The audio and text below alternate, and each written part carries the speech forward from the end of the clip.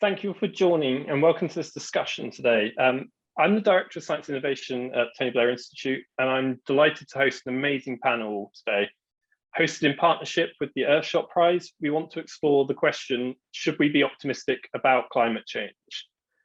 For those of you who've seen the Twitter talk over the last couple of days about our executive chairman's lovely lockdown locks, I've taken heed and tried to make myself as neat as possible. But grooming aside, before I introduce everyone, there are a couple of obligatory bits of housekeeping I'd like to quickly run through. First, this event is recorded and will be available on YouTube. Second, please do also join the conversation via Twitter with the @institute.gc and at the Earthshot Prize. Third, through the course of the event, we will run through 3 quick polls to get live reactions to related facts and content. Please do log your views, as we'd love to hear them. And lastly, many thanks to all those who have submitted questions in advance. We aim to go through as many of them as we can, and please do also leave comments and questions, reflections, all in the chat as we go through. Now, as I said, we really do have an amazing and inspiring set of speakers with us here today. First, we have Lord Hague of Richmond, who's the chair of the Royal Foundation of the Duke and Duchess of Cambridge. We have Hindou Oumarou Ibrahim, an environmental activist and a member of the Earthshot Prize Council. Anna Beech, Managing Director of Governance at C40 Cities, and Dr. Enric Sala, who has a job title that I envy, which is the Explorer in Residence of the National Geographic Society. And then I could easily probably spend the next hour going through their accomplishments, the biographies in a bit more detail, but it's really quite an honor to have you with us to discuss this really important topic today. And quite simply, combating climate change is the fight of our times. At the Institute, we are focused on this issue through a number of different avenues, namely through the policy work that we do and through our advisory work, which includes 16 African countries and others around the world today. My work on this issue looks at how we accelerate innovations in technologies such as long duration energy storage or alternative proteins, technologies that we believe will be necessary, although not sufficient to averting the emergency. But the reason we've combined with the Earthshot Prize is that we still believe that we can shape our own futures. You know, we don't believe the sort of the narrative that's building around doom and gloom around this, but to actually change that narrative, we need to set out a compelling vision for the future and more importantly, begin to act now. And with that in mind, I'd like to kick things off by turning to Lord Hague and to ask a bit more about the Earthshot Prize. Underpinning this has a urgency and optimistic tone around its core. And it'd be great if you could just sort of explain what it is you're trying to do with the prize and why these aspects you believe are so important to the ambition that you have. Thank you very much, Ben, and hello to everybody listening to us. It's a great pleasure to join you. And the Earthshot Prize, yes, it is a new global prize launched by the Duke of Cambridge, Prince William. It's the most ambitious of its kind that has ever been launched, and it is designed to incentivize and reward and to scale up the solutions to the greatest environmental challenges of our time. It's a big prize. It is 5 £1 million prizes every year, 5 different categories, which I will explain, for the next 10 years. So it's £50 million of prizes over the next decade. And those 5 categories, our 5 objectives, are to protect and restore nature, to clean the air, to revive the oceans, to build a waste-free world, and to fix the climate, of course. Now, these prizes are going to be available, they are going to be given to individuals or companies or cities or countries. So there is no restriction in in who can be nominated for them. Nominated by more than 200 organizations around the world who we are working with in our global alliance. Really what they have, the characteristics they have to have, of course, is that they have solutions that work and solutions that can be scaled up. Solutions that are going to inspire people to know that they are empowered to do something, that this is something in which, in many respects, people will be able to join in. And that will certainly give us hope for the future, that will kickstart a lot of ideas and activity. We have a very, I can talk more about it perhaps in questions and discussions later. As you can see, I can go on about it for a long time. We have a wonderful prize council who will be judging these nominations. Indeed, Hindou, my fellow panelist, is one of those people. And they include Prince William, Sir David Attenborough, Cristiano Figueres. It's an incredible and impressive bunch of people. The idea of calling it the Earthshot Prize is to take inspiration from John F. Kennedy's moonshot of the 1960s, when he said at the end of this decade, he announced it at the beginning of the 60s, the great objective of getting to the moon, of sending a man to the moon and returning safely to Earth, when people didn't know how they were going to do that. But he incentivized and launched that moonshot. Well, this is the Earthshot, to say that in the next decade, we can choose to do these things. We can actually choose to have a bigger natural world growing at the end of the decade rather than a shrinking one, and so on. We can choose to have clean and healthy air. This is not necessarily just for innovations in science and technology. It can be for grassroots projects. It can be for leadership. And so it's a very broad prize. It's a very ambitious prize. The first prizes will be awarded this year, in the autumn of this year. We've already received a huge number of nominations, I'm glad to say.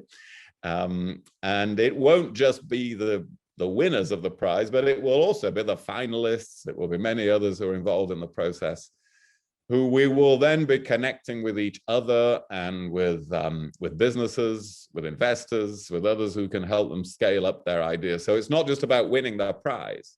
It's then about what we do with it afterwards. So a final word, so I must let others get a word in here. Why should we be optimistic?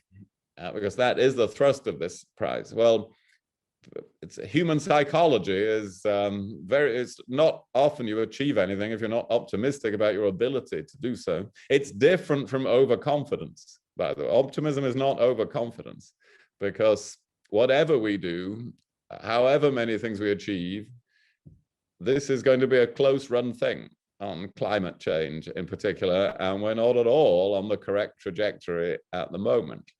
But we should be optimistic about human ingenuity and our ability to find solutions. So that is what the Earthshot Prize is about, incentivizing that, rewarding that, scaling up those solutions. And I can tell you about it in more detail if as the discussion goes on. Yeah, fantastic. Thank you very much. I mean, the economist Paul Romer has this sort of framework on to your point on sort of optimism, which he says this isn't about complacent optimism, it's conditional optimism. And provided we sort of put the right policies and the right efforts in place, you can achieve these things, but it's not to sort of just believe that these things will happen just through the sort of the invisible hand, but then to sort of put it in another sort of old framework. But yeah, it's fantastic, and it's something that we really believe, and I sort of agree with the mission that the Earthshot Prize has. We're going to kick open a poll as well, just to see how other people feel who are tuned in about this sort of sense optimism and our ability to do this. While people just respond to that, I want to turn to Hindou, who I know that you were at Biden's Leaders Summit last week, and if there was ever sort of a shift in tone from optimism of a leadership from Trump towards Biden, it's been quite remarkable how the terms of the debate have changed in such a short space of time, and a lot more efforts going into this. But I just wanted to ask you about how important, with your work, it is for the indigenous peoples and their way of life is both integrated into decision making and acknowledged on a global stage. Because sort of to Lord Hague's point and to where we are, we focus on the technology, but this isn't going to just be about science and technology. It is a broad coalition that's needed, which integrates people's voices from around the world. And I'd love to hear your reflections on how we do that. Thank you very much, Benedict, and hi, everyone. It's really a great pleasure to be with a word optimism, peoples, because it's not often when you talk about climate change, you do not talk about optimism. And then let me tell you, I'm not optimistic when I see what is happening around the world, when I see all the situations there. Even, of course, you say we have a good news, a great leadership from United States come back in the tables for the climate change with a great commitment. And we also see the UK that taking serious commitment to reduce the emissions and to engage the leadership around the world. But yet in the country like mine, Chad, and in the Sahel, we already lost the Paris objective, 1.5, because we already on 1.5 degree of warming. We're already facing the extreme weather events, from the floods to the drought. People are killing each other because of the lack of resources. And that's where indigenous peoples also are, because we live and depend from the nature. And when we harm our nature, we are harming not only the environment, we are harming the home of indigenous peoples, because we are living and depending from those ecosystems.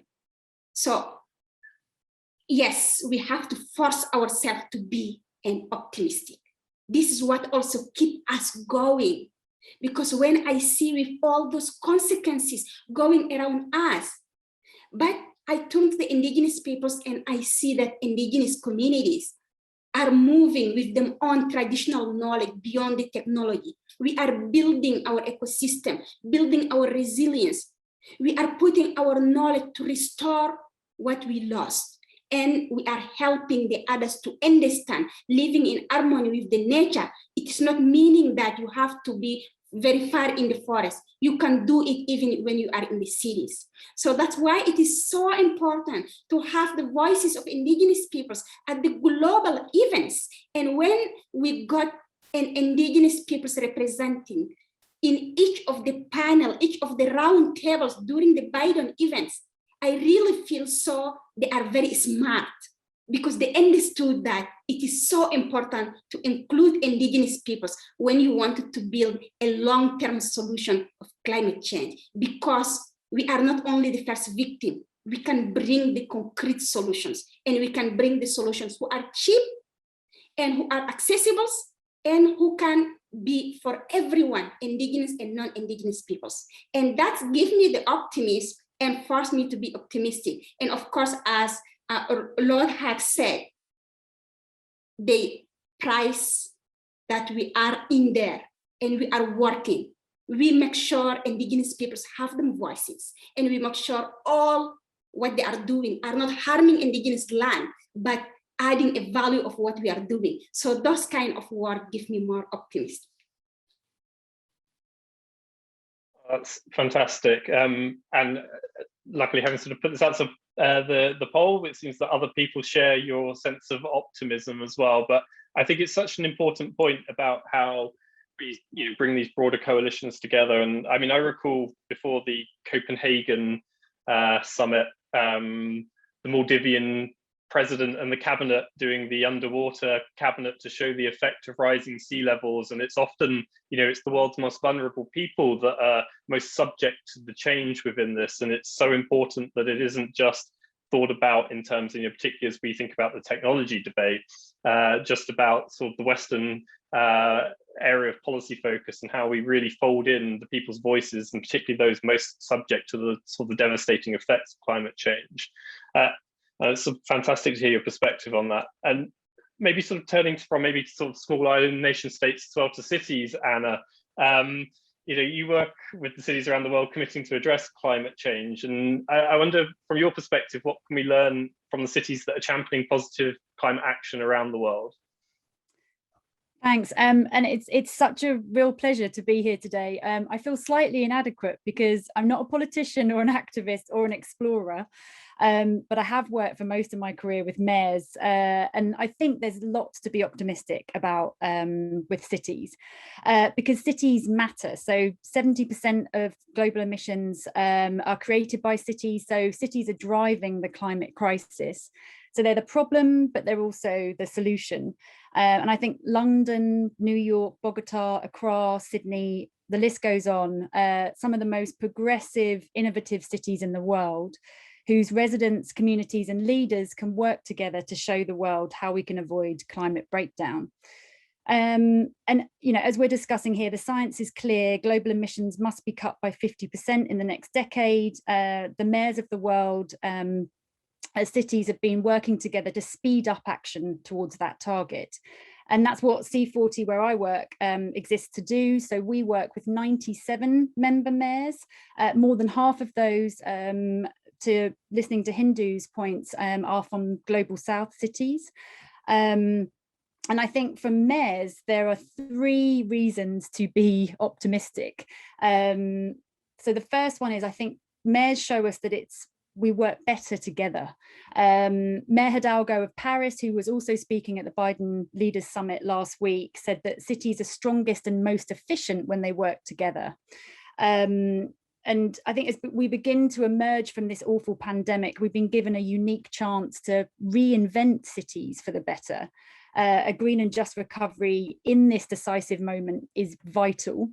The pandemic has opened up the space to radically rethink urban planning. Lots of cities now are turning towards what is known as the 15-minute city, a new urban model that ensures that people are able to meet their everyday needs within 15 minutes, either walking or biking, and that reduces emissions from transport in the process. I think the second lesson is, if you have a clear target and a plan, cities are 3 times more likely to act. 5 years ago, C40 made it a standard of membership that a city must be committed to and delivering their fair share of halving global emissions by 2030, and then reaching net zero by 2050. We're able to support cities' plans, particularly in the global south, with the help of both philanthropic and national government funding, including from the UK, Denmark, Germany, and the US. That was before Trump, during Obama's administration, of course. And I think then the third lesson is that we focus not just on cutting emissions, but ensuring that action on climate addresses long-standing injustices and maximizes the creation, for example, of good green jobs. I think with every decision that's made, mayors need to consider who's impacted and who will benefit from those climate actions. For example, 95% of people that live in C40 cities are exposed to poor air quality. In a recent report from the US, it was found that people of colour are 3 times more likely to be breathing the most polluted air compared to white people. And so what does a green and just recovery kind of look like? We can save thousands of premature deaths from air pollution by installing district scale renewable energy for heating and cooling buildings. By improving bus services, we could prevent 1 million premature deaths per year from air pollution and traffic fatalities worldwide. And that also saves 40 billion hours of commuters' time each year by 2030. But it's not just health and environmental benefits. I think we've shown that a big, fast global program of green stimulus would create 50 million jobs just in C40 cities alone. And we've shown that C40 cities are the only group of governments on a global scale that have been able to demonstrate that they're reducing their emissions. And as Hindou knows very well, we're finally seeing a shift at the national level, but many global north countries need to step up and halve more than 50% of their emissions. And there also remains a huge climate justice issue in this continued failure of wealthy, polluting countries to fund adaptation and a just transition to a clean economy in the global south. So I think finally there's loads to be optimistic about, much more to be done. And as the UN Secretary General said last week, we're on the verge of the abyss. But as our chair, Mayor Garcetti of Los Angeles reminds us, cities are on the front line of this fight of our lives. So thank you. Yeah, fantastic. And I think, the interrelationship with health has been, really kind of very apparent in air pollution during COVID, and with the comorbidities that have been driving deaths as well, and actually that we have to take this a much more holistic view on what the impacts are, and how this sort of kind of interjects into all of public policy in a much more holistic sense. So yeah, really fascinating. Agree with that, and very much agree with the mayor's belief that we're better together as we work on these issues as well. And Enric, turning to you as well. I mean, you've seen firsthand the damage that environmental degradation is causing all over our planet as part of your work, and the massive urgency that we face in reversing the decline in our natural world. So despite having seen all that, do you believe it is possible to repair the planet today? Well, I think we should leave pessimism for better times. We have to be optimistic. We have to be hopeful. And I am hopeful because of several reasons. There is huge global momentum right now. The US rejoining the Paris Climate Agreement. We saw the commitments from many countries at the Climate Leaders Summit last week.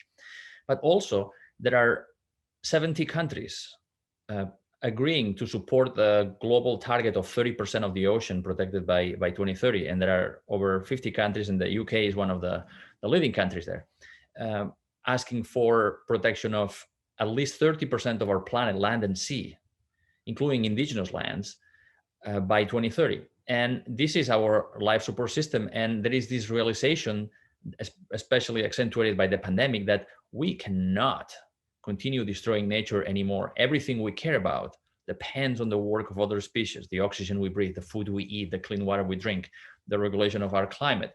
So countries are already doing it. There are countries we have worked with that have already protected 30% of their waters or more. The UK also, again, with these huge protected areas in overseas territories.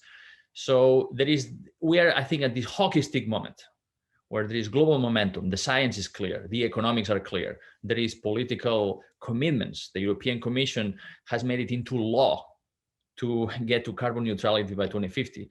So if we are not optimistic now, when are we going to be? So definitely, I am very hopeful of the momentum. We just need to make sure that those governments that are making these commitments are held accountable, and that the private sector also contributes, and all of the organizations working from the grassroots levels to the international level push harder than ever before. Yeah, fantastic. My colleague Tim Lord, who's been running the Net Zero program at the Institute, actually does some fantastic work on public views as well, looking at how that sort of broader consensus is aligning in the public for action in this space. And I think, aligned to your sort of point on this momentum that's gaining, I think there's a deep salience within the public about the need to act in this space. And I mean, maybe Lord Hague, with your sort of deep experience in politics, now that all these sort of commitments have been made and you've got the rhetoric in place and you've got a groundswell of public opinion, how do you actually capitalize on that momentum to turn it into really deep-rooted action in the coming period? Well, it's absolutely vital to do that. I do agree that there is we've reached a tipping point in opinion. And that tens of millions, hundreds of millions of people across the world can now see that we do have to do these things, that we cannot carry on as we are. Now, that's still going to be very difficult politically in a lot of countries, as we can all understand, because it will partly be asking people to stop doing some things. All the more reason for us to find new solutions and innovations where people can really see that here what we're asking them to do is to improve their lives. It is to have a much better situation, a better quality of life, to be able to breathe that cleaner air that others have just been talking about. So the inspirational part of this is very important. The explanation of where we're trying to get to. We're not just engaged in a defensive operation. We are trying to improve the planet for its inhabitants, and not just its human inhabitants. So I think there is that inspirational side, and governments will have to employ that, but they'll also have to come to some agreements with each other. You know, people across the world will want to know that others are taking part, because it's one of the most discouraging things is if you think that if you play your part, it won't really make any difference. You have to know that people all over the world are joining in. Now, obviously, that's why something like for the Earthshot Prize, that's why it's a global prize. But it's also the huge importance of COP26, of the Earth Day Summit. It's really important for people in America to know that China is taking part, and for people in China to know that America is taking part. So we have to do all these things, but it can be done. If political leaders create that inspiration and the cooperation, then it can be done. And I mean, I think with that particular sort of how you gain that global cooperation, and one of the sort of key tensions that has always played out within this debate is the kind of the growth and poverty aspect aligned with the, you know, where nations take greater responsibility today. And I think, you know, if you look at particularly sort of the lower and middle income countries in the global south, where, you know, they have a deep need to really up their ability to generate energy, and, you know, can't necessarily do a you know, deep deployment of renewables because there's a very high upfront cost. What do you think is actually, just to sort of follow up on that, what do you think is the kind of the political coalition that you can kind of convene that would, or kind of the international mechanisms that you would need to really pull to be able to do that in that sort of broad-based sense? Well, there has to be finance. Of course, this is one of the difficult issues for at COP26, that there are countries that have to say, we're going to help other countries. And we're going to give more help than we've ever managed to do before, as well as have people really, countries enter into commitments that are more ambitious than they agreed in Paris. So we do have to use the political mechanisms that already exist. You know, they are there, and COP26 is really about building on and intensifying the political commitments that already exist, that countries have already entered into. But now they really need to be able to come up with the resources and the plans of sufficient ambition. So we don't have to invent this from the beginning. Great work has been done. You know, it was a huge achievement in Paris in 2015. The job of the UK later this year is to take that on to its next stage. And that is considerably helped, as others have noted, by the changed attitude of the United States. You know, it is in a way a perverse benefit of the pandemic that we've been living through has brought so much misery to the world. The postponement of COP26 into a different political situation in the United States, different leadership, has greatly improved the chances of that conference being successful. Yeah, I mean, one of the other lessons I think from COVID is, I mean, you know, we're seeing it probably with the deep sort of devastation in India today, actually, is part of our inability to, there's a lot to celebrate, but there's still a long way to go in actually addressing some of the more global inequalities and aspects. And, you know, the vaccine debate will be very related to this. And Hindou, I sort of wonder your perspective in that sort of the broader sense of the inequalities that we see playing out at the global debate. Again, how we, you know, we want to kind of obviously an optimistic tone on this, but how do you always ensure that, you know, we're looking for sort of the solutions, and we're always making sure that the policy serves the people that it really needs to be targeted at in the best way possible?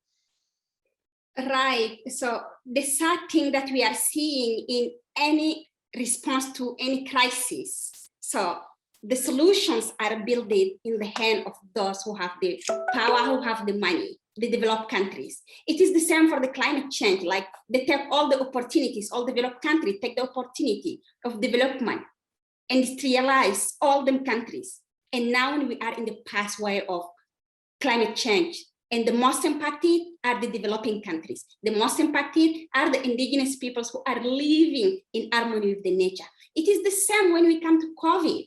So the responses, it's coming from this vaccine access. It's very sad to see how the response to the vaccine are marginalized the developing countries. And of course, you said we are seeing what's happening in India. We are seeing how many people are dying just sleeping up the street. So rather, they cannot just serve the others because all the people who infect are outside there. They cannot get access just to the healthcare. We are on 21st centuries.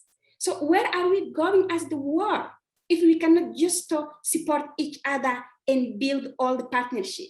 So I think we need to see a lesson learned from the both crises.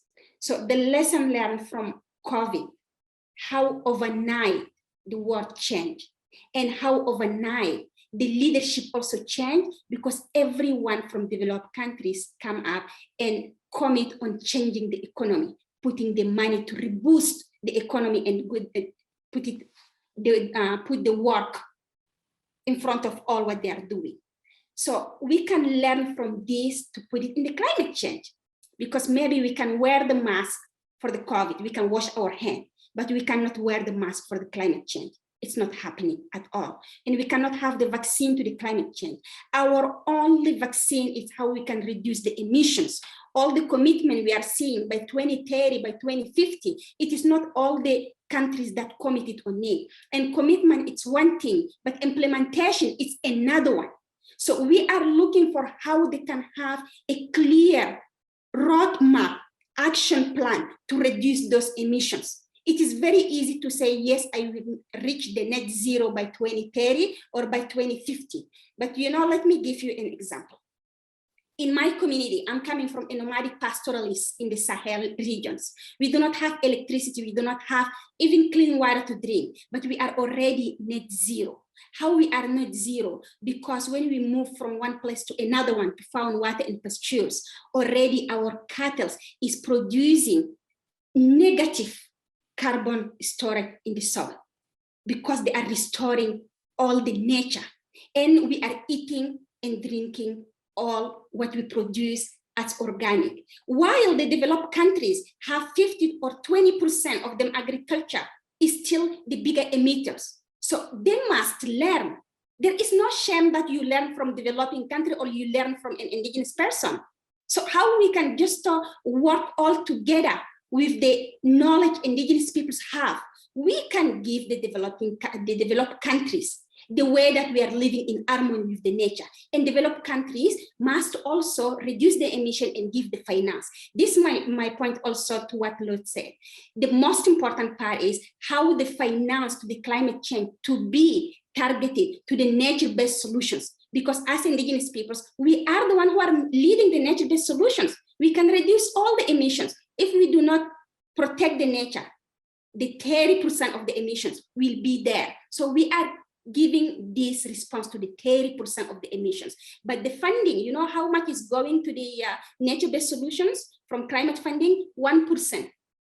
That cannot work. All the ODB, all this finance for climate change must increase the finance to respond to the nature-based. And that's why I'm calling if they can commit to at least 1 billion to indigenous peoples-led solutions. Are they going to do that? Because we protect 80% of the world biodiversity. So we deserve finance to give the response.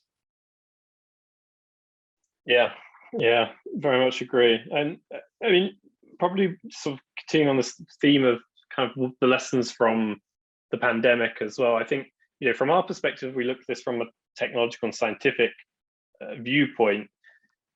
There's this, we've made deep progress. The ability to have developed a vaccine 2 days after a genomic sequence went up on a public access database, and then the ability to sort of produce within a remarkable time frame has been fantastic. But there's a broader kind of lessons that we need to then apply as we move forward to this. And I think you sort of picked up on a key theme on sort of the nature-based solutions as well. And Enric, I wonder if sort of with your perspective, how you see sort of some of the lessons that we've learned this last year, and sort of actually how we really sort of deepened that action within that space as well.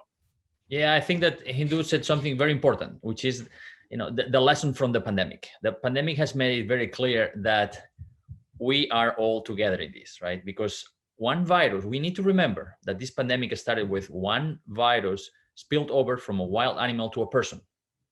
And then thanks to our globalized lifestyle, it spread like wildfire all around the world. We had previous pandemics, like also came from animals, HIV, SARS, Ebola, right, that come from either wildlife trade or the destruction of natural habitats.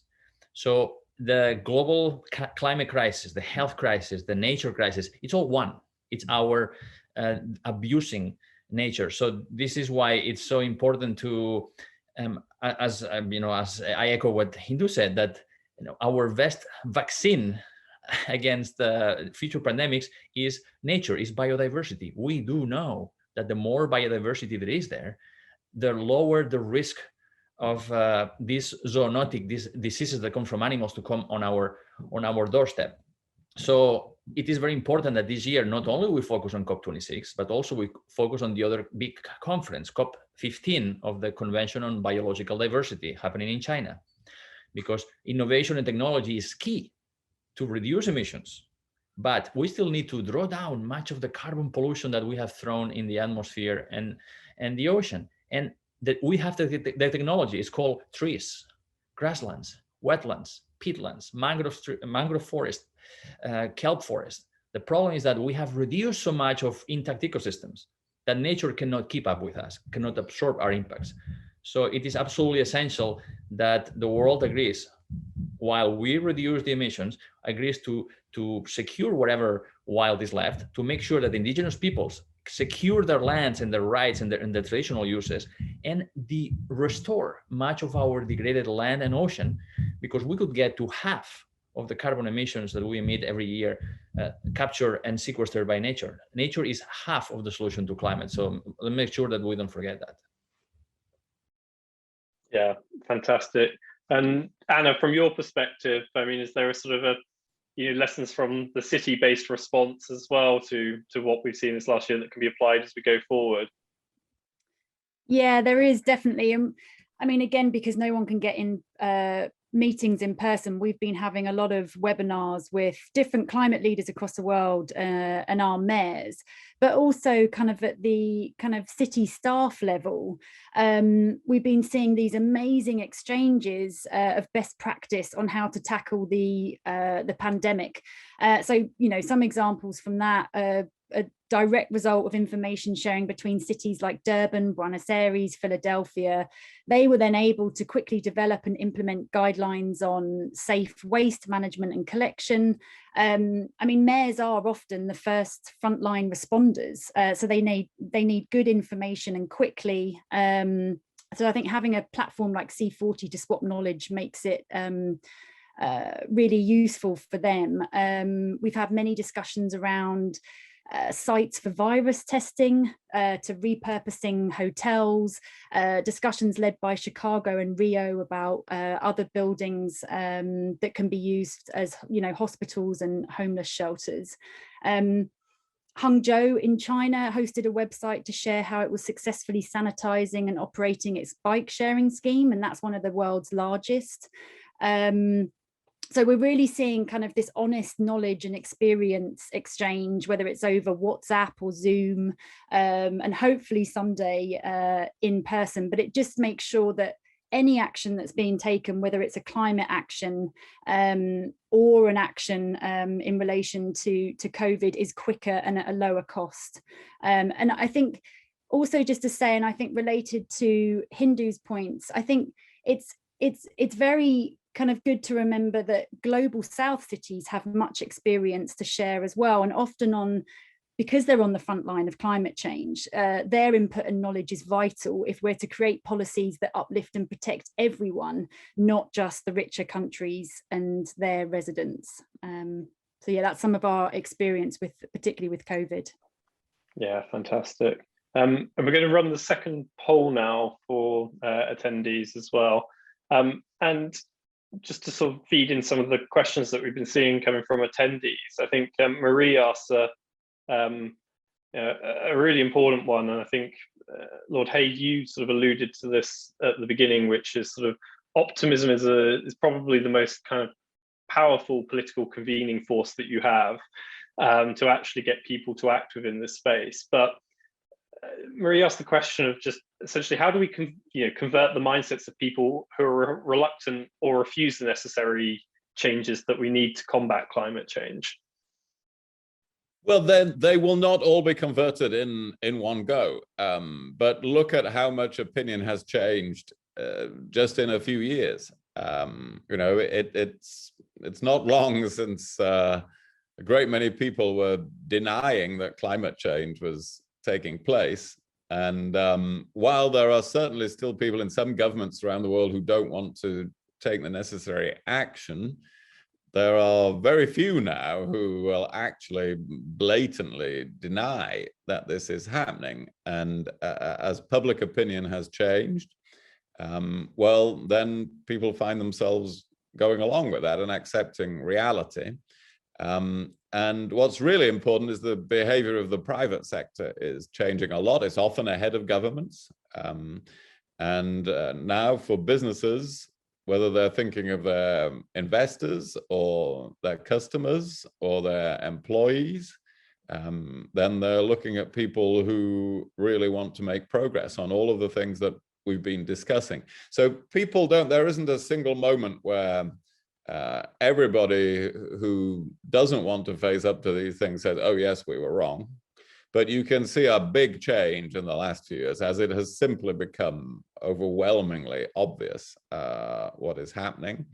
And as more people understand the link between nature, the link that other panelists were just talking about, the need to restore nature as part of this entire exercise.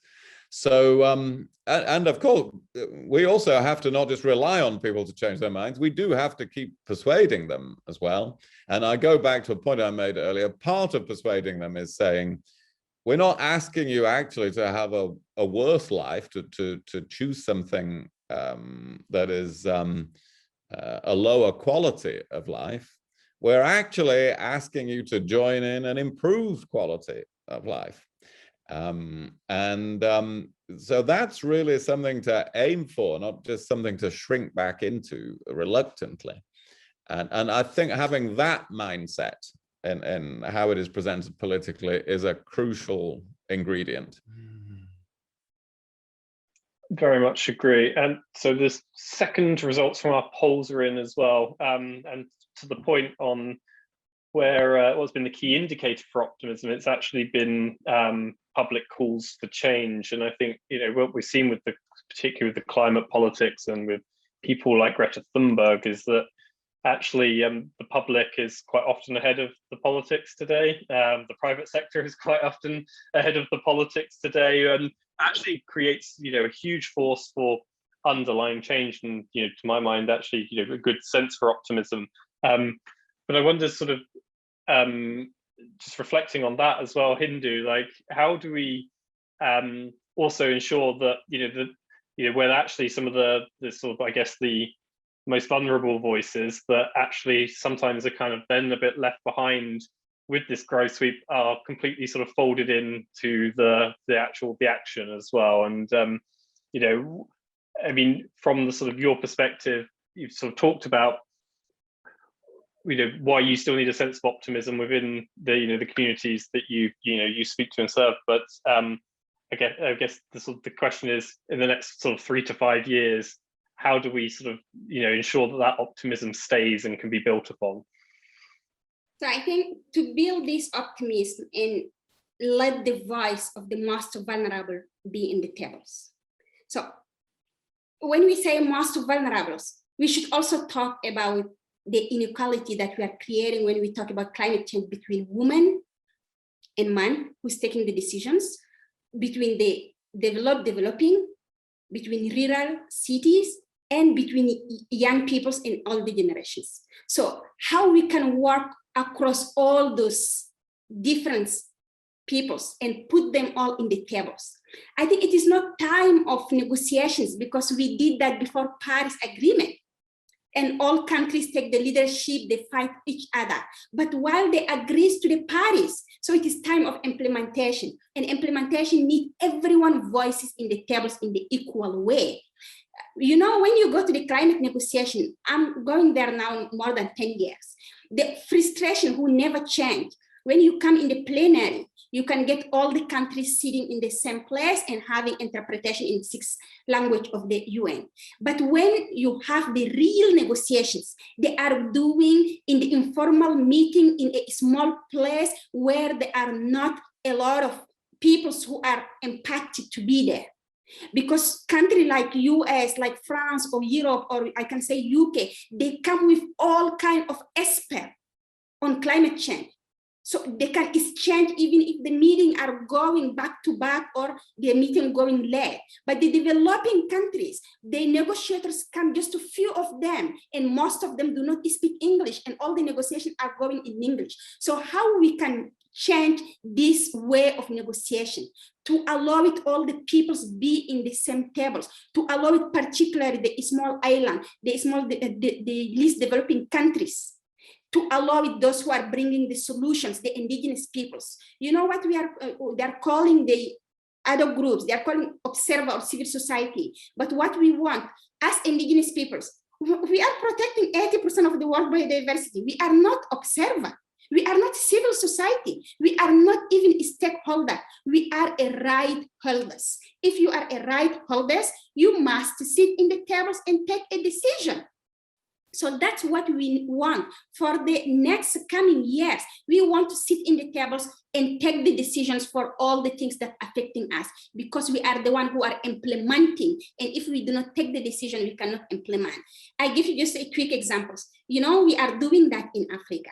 I work with some countries in the Sahel. I did that in Burkina Faso, in Benin, working with the national government around the national adaptation plan.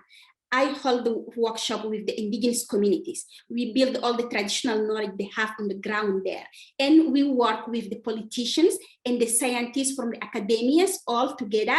And we found an open space in the national determined contributions and in the national adaptation plan. And then we say we can include here the traditional knowledge. We can include here gender. We can include here all the use. So when you come to implementation, you already did the work all together. So we need to move to these concrete implementations where who can be inclusive. Yeah, yeah. And just to get the final poll up and running as well, to get the last sort of round of questions in, I'd love to sort of turn to you, Enric, on your point on, I mean, you know, obviously we focus on the technology and how you really need to deploy these things at scale. And you said, you know, we have these technologies such as trees that already exist. You know, as I said in the beginning, we don't think that technology is going to be sufficient, but we think it's going to be a necessary part. And I wonder how you get people that, you know, in the activist space, and that, you know, not saying that we don't believe in the biodiversity, of course we do, but the people that might be sort of more skeptical on the need for technological based solutions to actually kind of get excited about the need for those, as well as the other elements that all need to be in place to do this on a mass scale. Yeah, like Lord Hague said, we are not going to convert the most recalcitrant opponents of you know, changing the status quo, right, pretty quickly. And there is a small percentage that we will never convert because of their, you know, short-term interests. But I think the time for denialism is past. You know, the markets and businesses are moving forward. When you have General Motors announcing all cars being electric in a few years, that sends a signal. Now there are many more joining. You know, we run the risk again of having this message that, oh, we will develop the technologies and it's going to cost only X pounds per ton and it's going to be very cheap. And, you know, this is kicking the can down the road again, but we cannot do this anymore. We have 10 years to reduce our emissions by half. And then we need to reduce them by half in the next 10 years. And then we need to get to 2050 with carbon neutrality, where we cannot expect offsets to allow for the status quo to continue. Right? We need to reduce emissions dramatically. And right now, there is no other technology that works better than the natural world to draw down our excess carbon pollution. And that this is very clear. And something that Laura Hague said before that is key is that we are not asking people to go to a world of a scarcity. Actually, we are asking people to move from a world of scarcity to a world of abundance. And the economics are very clear. You know, today we spend less money in protection of nature than the world spends on ice cream. And we have overwhelming economic evidence showing that if we protected whatever nature is left and restored much of our degraded planet, the global economic output would be greater. For every dollar invested in nature, we would obtain on at least $5 in return. Now, protected areas, national parks in the United States, for every dollar invested in the protection of the national parks, that generates many thousands of jobs and $10 in economic output. So we are talking about a world where people are going to be better. And when I say people, I say everybody, not just a few that are getting themselves richer by exploiting and destroying the global commons, which is the natural world. Yeah, I mean, completely agree. And I mean, the politics of trying to sell a world of scarcity is never going to be an easy one. And you know, and I think, as you say, the economics are now becoming very viable on this as well, which is actually changes the ability to shift how we think about this. And I mean, maybe Anna as well, I'd love to hear your perspective on, you know, how you see this sort of, I guess, the political sell and the sort of, I guess, the alignment of cities around this issue, and where they, you know, sort of go with the technology and with this more sort of broad-based response with nature as well. Yeah, thanks. And you know, I will just say we are also turning our attention to nature-based solutions, and we're going to have a kind of commitment on that to bring it together, a group of cities working on it, particularly focused on the global south, because obviously that's where the climate hazards are hitting the hardest. So we do think it's really important. And I think, just returning to the discussion around COP, like there must be more investment in adaptation in the global south, and that's got to be a key outcome of COP this year, to really move this forward. I think in terms of technologies, and I'll be brief, cities are using and investing in smart technologies to help them provide better services at lower and financial environment cost. Lisbon, for example, is launching a network of sensors to deliver real-time data on environmental conditions in the city, and they'll pick up on things like air pollutants and noise levels and traffic count. And data helps kind of uncover the problem, reveal the nature, and then point the way to the solutions. But I think it's also worth just noting that the sectors of buildings, waste, and transport in particular, they're the source of most emissions in cities. So that is what we focus on at C40.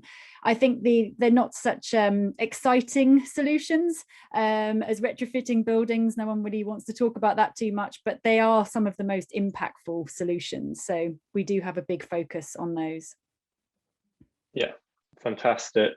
And we've just got a few minutes left, and just sort of, I think, reflecting on, you know, what we've spoken about today is, you know, broadly, you know, number one, we should be optimistic about our ability and our ingenuity to solve for this crisis.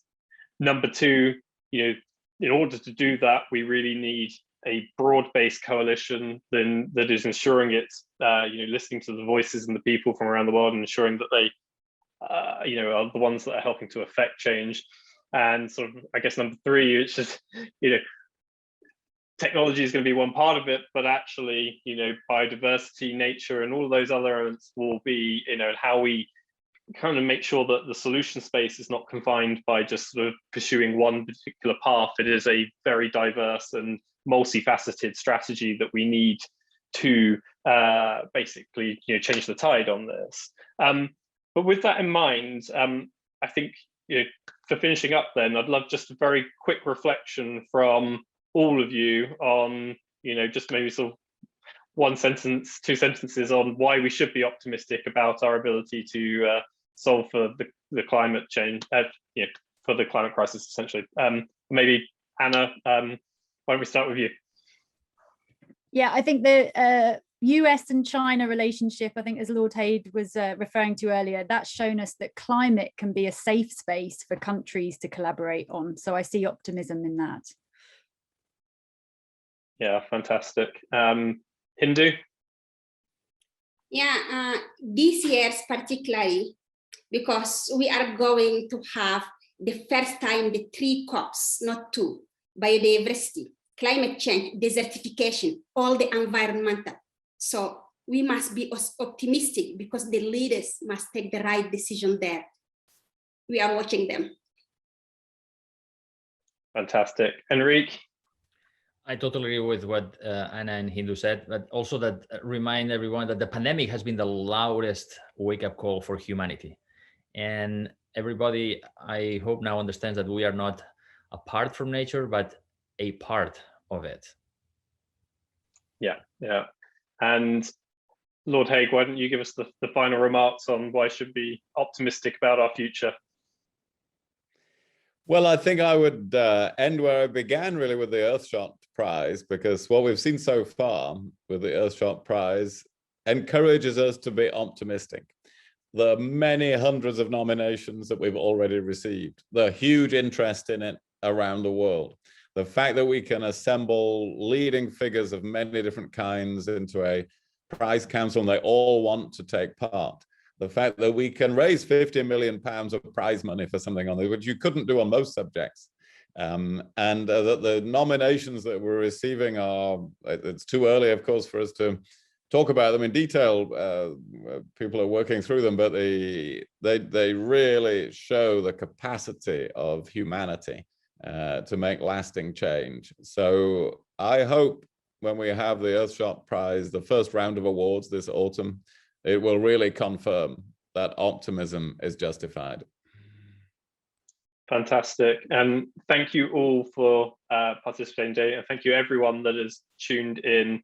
I advise you all to stay optimistic about our future, to follow the work of everyone here who is, really doing quite amazing work on this issue. And, for the Earthshot Prize in its broader sense, it's an amazing initiative, and I really agree with Lord Hague's sentiments on the ability to raise that amount of money to tackle this issue really speaks to a greater public perspective about what is happening today, and an alignment that we want to be fighting this and fighting it very, very quickly.